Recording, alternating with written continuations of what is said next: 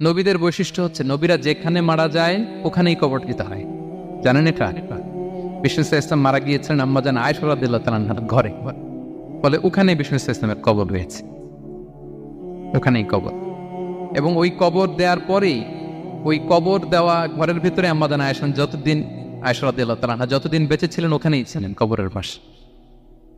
এরপরে বাবা মারা গেলেন আবু বকর, বিষ্ণু ইসলামের পাশে কবর দেয়া হলো, বাবা আর স্বামীর পাশেই থাকলেন। এরপর ওমরে ফারুক মারা গেলেন, ওনারও কবর দেয়া হলো। কিন্তু এখন তো আর বাবা আর স্বামীর সাথে পর্দা নাই, ওমরে ফারুকের সাথে তো পর্দা আছে। তো তখন তিনি ঘরটা হয়ে গেছে ছোট, 3টা কবরে অনেক জায়গা স্পেস নিয়ে গেছে। এখন অল্প একটু জায়গা পর্দা টাঙিয়ে দিলেন ওমরে ফারুকের সাথে পর্দা হিসেবে, ছোট্ট একটা জায়গায় যতদিন বেঁচে ছিলেন ওখানটাতেই ছিলেন।